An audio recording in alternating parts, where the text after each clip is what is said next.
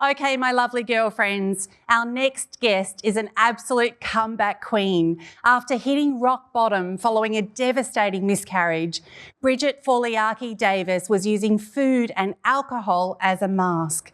She found herself deeply depressed and addicted to food. Not a stranger to fighting back, Bridget made the decision overnight to tackle her addiction one meal at a time. She made a conscious decision to make each meal a healthy one.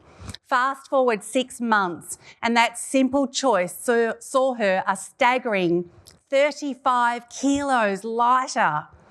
Her comeback story quickly gained a following, and through inspiring others, she's now an author, a celebrity chef, and now the owner and CEO of Bridget's Healthy Kitchen, where she boasts a 7-figure turnover.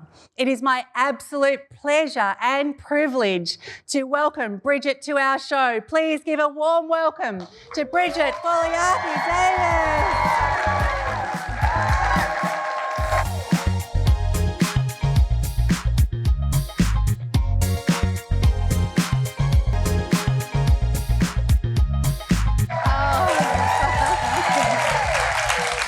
Oh, Bridget, thank you so much for joining us on the Girlfriend Hour Couch. Pleasure. You are one amazing, amazing force. Tell us, how did you ever expect such a simple decision to turn into this? I tell you what, at the time, all I was focusing on was survival. Literally survival. You know, I got myself, we call it in the kitchen, getting into the weeds. And I got myself right down into the weeds. So I had no idea that 4 years later, I'd be sitting here talking to you. Oh, isn't that beautiful? Now, business owner, celebrity chef, author, and my gosh, how did this all come about? Take us through the journey. Well, I've been a chef for about 30 years. So that came first. But I've always known how to make food taste delicious. I've always called it my superpower, but I had no idea how to eat. I literally did not know what to feed myself. So I would do things like, medicate with food and also with alcohol. And I thought I was doing a pretty good job until suddenly I wasn't. And that kind of happened in my 40s. Yeah. And so this relationship with food has been pretty much, villain or hero. Oh. And so how have you been able to overcome that? How did you switch from food being the villain to food being the hero? Give us some tips, please. Because jam donuts, I got permission on another show to eat my jam donuts, by the way, just saying. But take us through that process. It's almost like having one person on your shoulder who's saying to you, you've got this, you can do this. And the other person saying, that's wrong, you shouldn't be eating that. And I literally would use food either as a reward or I would use it as a punishment. And I was either rewarding myself because I've done a great job today and here off I go, or it was like, you've been really terrible and you're not a great person, so you need to punish yourself with food. So it was always this kind of hero-villain, thing that was happening.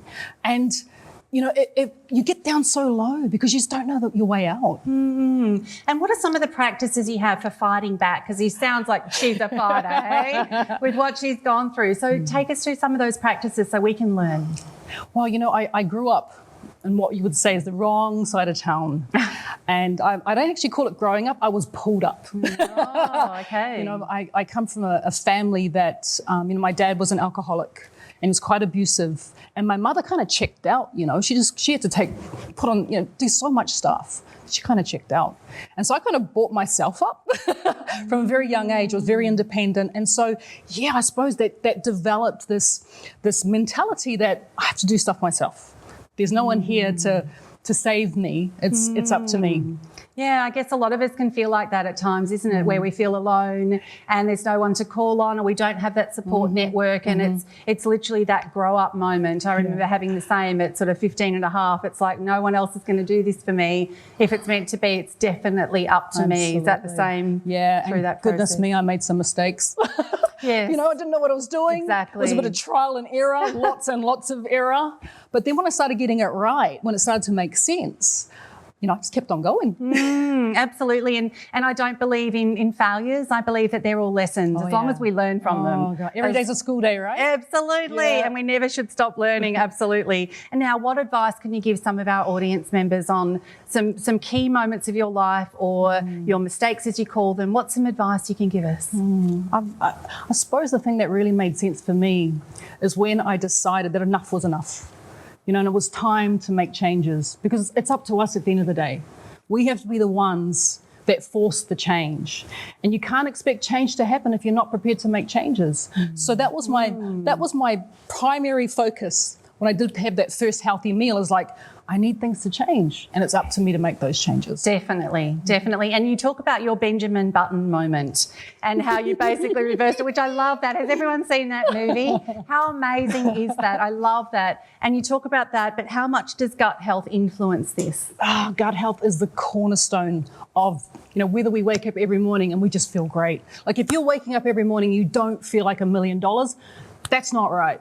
We deserve every single day to wake up, feel great, not be, raked with pain or having to rely on different types of medications. That's not normal living. And so gut health is the cornerstone to our health. And when your gut is healthy, everything changes. And I mean absolutely everything. The way you feel, the way you look, whether people think that your husband is actually your father. Sorry, my love.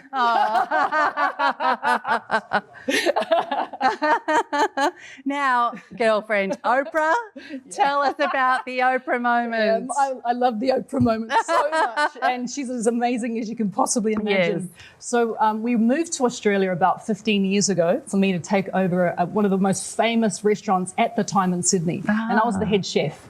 And Oprah was in town, and I think it was the time she brought all her audience. Everyone goes to Sydney. So she brought all her audience, and part of that journey was that she went around Sydney and went to all her favourite places. And one of her favourite places was the place where I was the head chef. So I got to scramble eggs on the Oprah Winfrey show, which was kind of not healthy ones.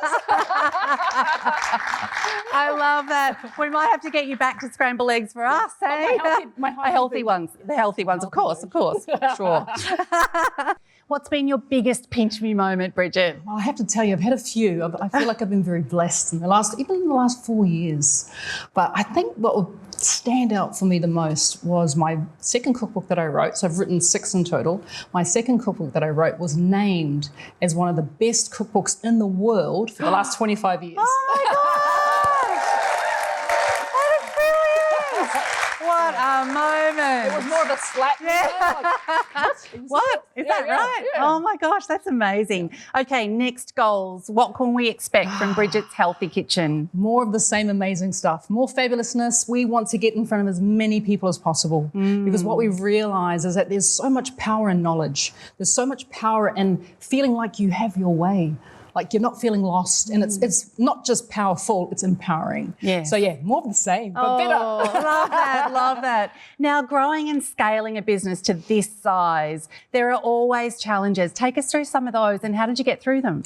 Well, I've been really fortunate. So my husband, Mahe, he has been the driving force behind Bridget's Healthy Kitchen. I would say he's the brains of the operation as well. So having him there has really helped because it's been a really quick climb.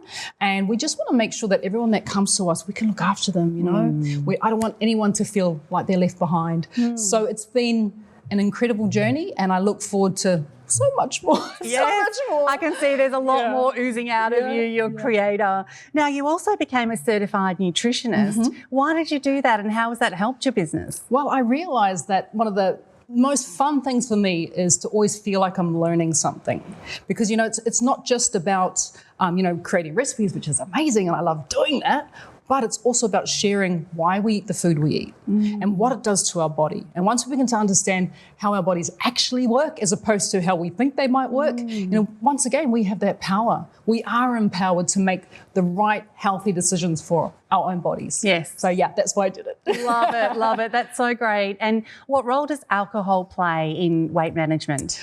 Well, alcohol can be a bit of a tricky one, and from someone who's coming from a place of relying really heavily on alcohol to no longer feeling that way, is that the thing that I've realised when it comes to alcohol is that it's nice to have a drink, right? But we've also got to be mindful of the effects that alcohol does have on our bodies and also have on our decision-making processes. So we often make not the greatest decisions when we've had a few too many wines, and that could lead us to, choosing food that's not going to support our bodies. So it's about being mindful and you being in charge. Always, always, always, you are in charge. Yes, I love that, definitely. Yeah. And it's a girlfriend hour, so we have to ask, what do your girlfriends mean to you? Look, I'm, once again, The size says it all, doesn't it? It's So like, no, I blessed. just love them. So blessed. And I've met so many amazing people through Bridget's Healthy Kitchen. And there's an example of one lady who's here today. She drove 6 hours to join us today. And I think to myself, that's what... Where are you, girlfriend? Oh, well done. Lovely. Yeah, so that's pretty special. That is amazing. pretty special. And everyone in the audience who's come down to support you and to be a part of this amazing show, it's just it feels spectacular. Oh, it's so special having girlfriends. Now, we've got a favourite section of mine coming up called Time Out, because I all feel we need a little time out sometimes and just to travel.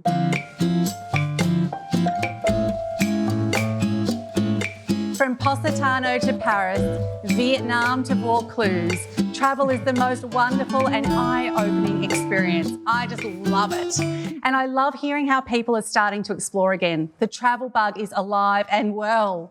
In our next segment, we'll be discussing all of the fun and sometimes the fear that comes with travel. Travel is a great equaliser and reveals a lot about a person. So let's chat all things travel in our Time Out section. Are you ready? I'm ready. All right, now we're going to ask you some fun rapid-fire travel questions. So we want you to answer as honestly and quickly as you can. Yes. Ready? Best meal ever. Oh, it's really hard to say that to a chef. That's why I started with that one. All right, so Tetsuya Wakura, he creates this dish called the Patuna Ocean Trout, and it is probably, to this day, the best thing I have ever eaten in my life. And he's got a restaurant in Sydney, so it's actually easy to get to, right? Okay, so if you're watching at home, can you please write that down and message me on my social media because I need to eat that. Favourite airport? Oh, favourite airport. I got to say, flying into Oahu, and I know it's an old-fashioned airport, but the smell, you're in paradise. It gets me every time. Oh, okay. Lost luggage low? Oh, I lost a bag and it had my laptop in it. Oh. And that was between München and Berlin. And we had about 6 more stops after that. Oh, no. So that was probably the low, my laptop. Oh, no. Favourite city? Ooh, that's hard. I've got so many. Oahu's one of them. Paris is another one. And I'd say Barcelona too. Yes. Yeah. Most romantic travel memory? Getting married on the beach in Oahu. Oh, lovely. What's on your travel bucket list? Portugal, Hungary as well. And I'd love to go to Patagonia. Oh, okay. Famous in-flight encounters. No,